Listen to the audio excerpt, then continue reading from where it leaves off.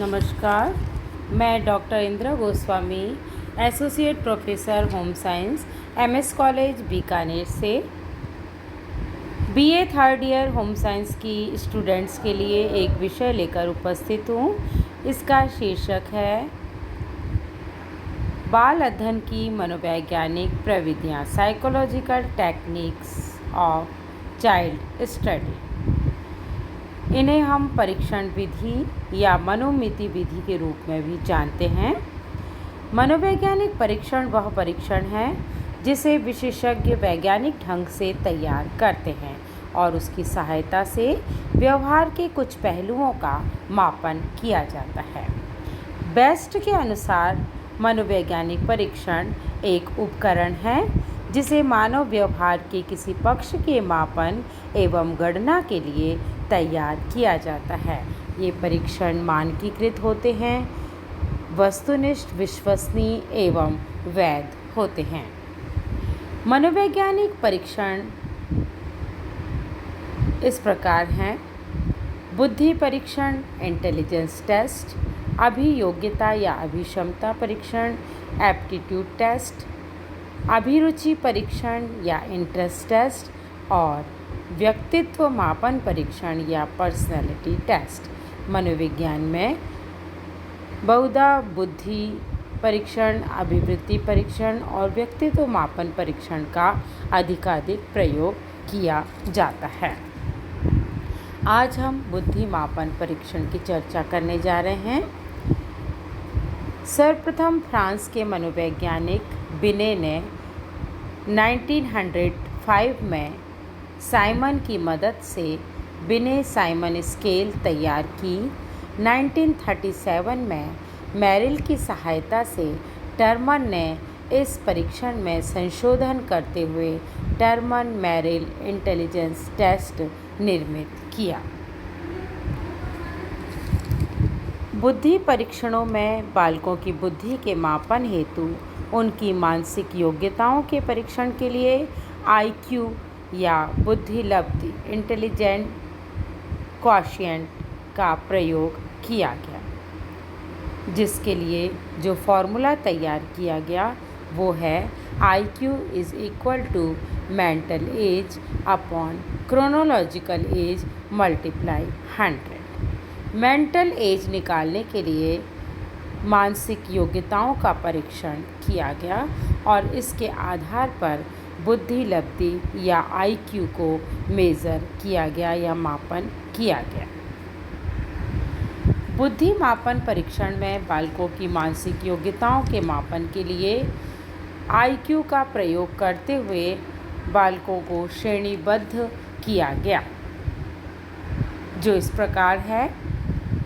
140 से अधिक IQ वाले बालकों को प्रतिभाशाली या गिफ्टेड चिल्ड्रन कहा गया।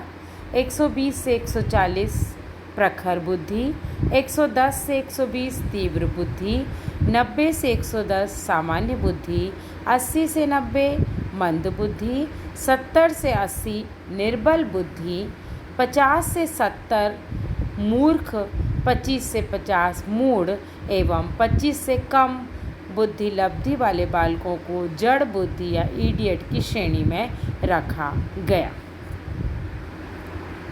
बुद्धि परीक्षणों का यदि हम वर्गीकरण करें तो इन्हें हम 2 चरणों में अध्ययन कर सकते हैं। पहला चरण है व्यक्तिगत बुद्धि परीक्षण या इंडिविजुअल इंटेलिजेंस टेस्ट। इसके अंतर्गत शाब्दिक या वर्बल, अशाब्दिक नॉन वर्बल और क्रियात्मक परफॉर्मेंस इंडिविजुअल इंटेलिजेंस टेस्ट आते हैं। इसी प्रकार सामूहिक बुद्धि परीक्षण के अंतर्गत भी शाब्दिक और अशाब्दिक दोनों ही प्रकार के बुद्धि परीक्षणों को शामिल किया गया है।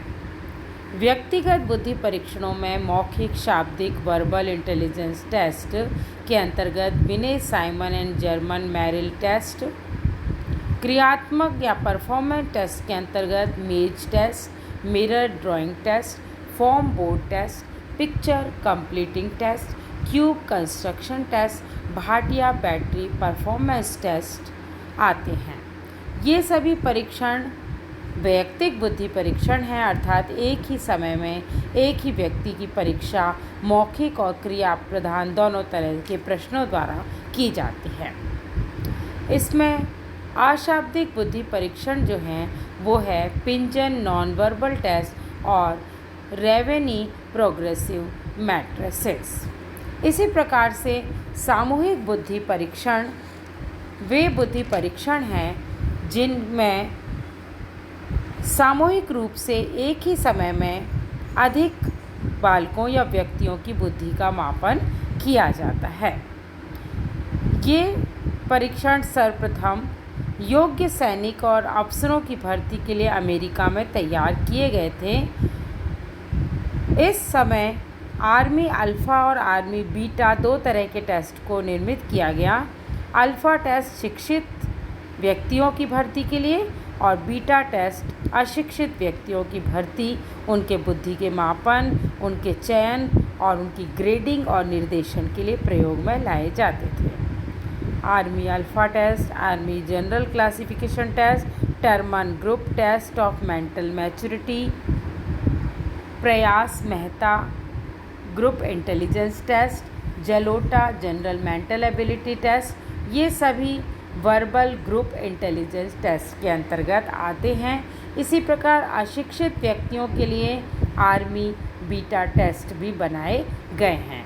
कुछ क्रियात्मक सामूहिक बुद्धि परीक्षण हैं जिनके द्वारा कार्यक्षमता और व्यवहारिक कार्यों की गति के आधार पर बुद्धि का मापन किया जाता है। इन परफॉर्मेंस टेस्ट में भाषा और शब्दों के स्थान पर कुछ ज्यामितीय चित्र, अमूर्त चित्र, निर्जीव पदार्थों की सहायता ली जाती है। ये टेस्ट हैं एजुकेशन, अटेनमेंट और achievement test, interest inventory, Rorschach test, CAT test और पर्सनालिटी टेस्ट।